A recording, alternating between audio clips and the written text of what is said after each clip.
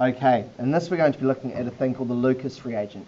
And the Lucas reagent is made by dissolving anhydrous zinc chloride, so ZnCl2, in concentrated hydrochloric acid. So it's pretty nasty stuff actually. It gives us a lot of chloride ions, and the chloride ions can displace the OH group or hydroxy group of an alcohol.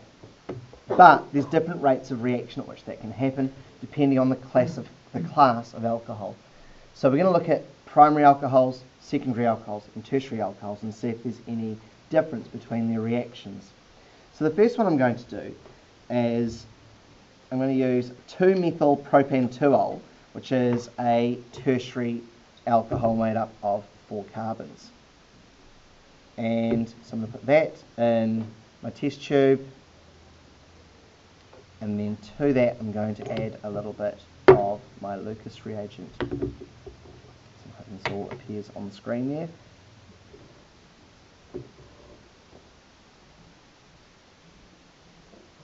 And straight away you can see that it fumes and goes cloudy and makes 2 layers. This is a positive result, at going cloudy and making 2 layers. The reason it makes 2 layers, it's making a chloroalkane, and chloroalkanes cannot do hydrogen bonding with water. So this is an aqueous solution, but the product, the organic product, is not soluble in water. So therefore it makes 2 layers for us. So what we've got here is now actually 2-methyl-2-chloropropane. So it's become what we call a chloroalkane. So that's a positive result, and it happens straight away. No heat required or anything. Now I'm going to use propan-2-ol and see if there's any difference there. Propan-2-ol, just to remind us, is a secondary alcohol.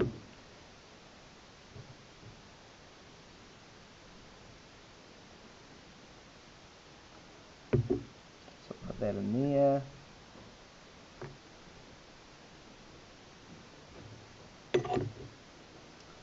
And then our Lucas reagent again.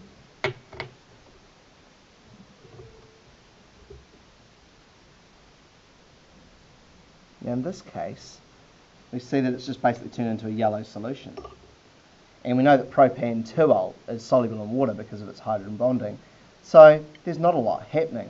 I'm going to leave that for a wee while because it doesn't seem to have done much. The colour's dropped off a bit, but that's all. We haven't made our 2 layers. So we haven't really got a positive result in there. Right, but I'm going to leave that for a while, see if that changes in the next few minutes. So while we wait for that to either do something or not, we'll have a look at propan-1-ol, which is a primary alcohol.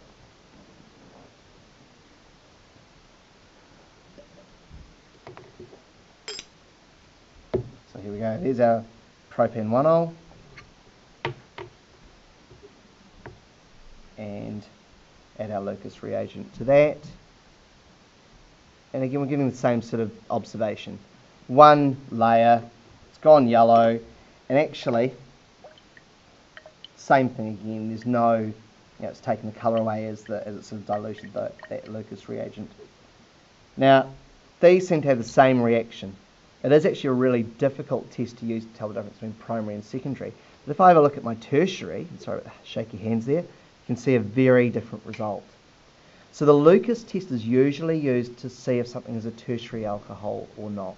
However, and you'll have to trust me on this, if I was to heat these a little bit and leave them for a bit longer, maybe 5 minutes, then I'd end up with this one looking like, so this is the secondary, this is propan-2-ol, this would end up looking very similar to this. So the rate of reaction is what we use to help, the rate of reaction is what's used to classify our alcohols with the Lucas reagent. It goes immediately with a tertiary, it goes slowly and often requires a bit of heat for a secondary, and it goes very, very slowly and requires a lot of heat to go with a primary alcohol. In fact, we often say that it will not react with a primary alcohol. So that's how we do the Lucas reagent. Shortly I'm going to show you on the board what this reaction looks like when we're drawing it in an assessment.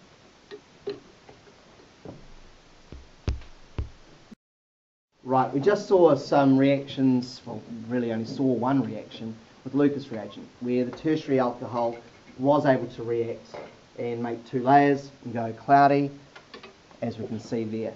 Alright, that bottom layer is a halo alkane, the top layer is our aqueous layer. So, what actually happened there? Well, we started with 2-methylpropane-2-ol. So it's an ol, so it's got OH on it.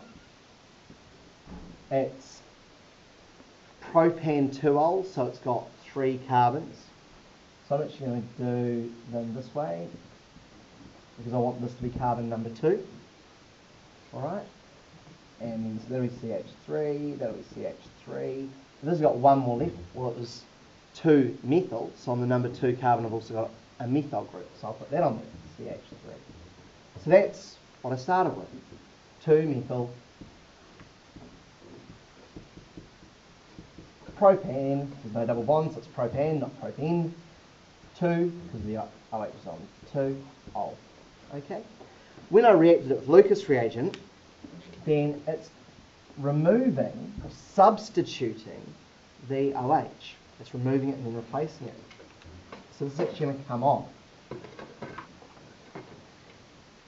I'm not going to write a fully balanced equation. I'm just going to write the Lucas reagent on top of the arrow. And that is zinc chloride dissolved in concentrated HCl. So the little c is just my abbreviation for saying concentrated. Okay? And the diagonal lines just sort of to imply that they're together. Okay? So what's happening is the OH is being pushed off by a chlorine coming in from another side. Okay, so chloride really, not a chlorine. And we end up with making this.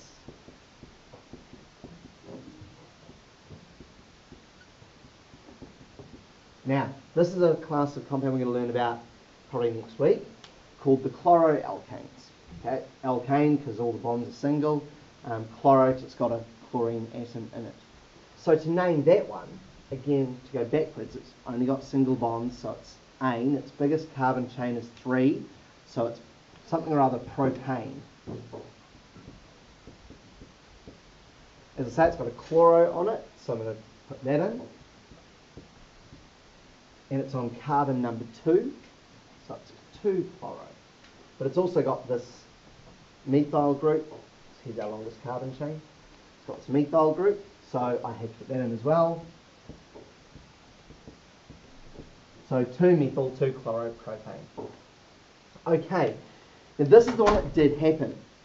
If I leave the secondary alcohol long enough, and it hasn't been left long enough, but if I leave the secondary alcohol long enough and probably heat it a bit, then it will also react. It just takes a long time.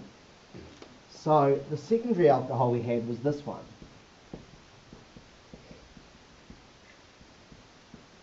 Which is propane-2-ol. Same thing, I put the zinc chloride dissolved in hydrochloric acid or Lucas reagent on the top of the arrow, because then I don't have to worry about balancing the equation. And again, I just replace the OH with a chlorine.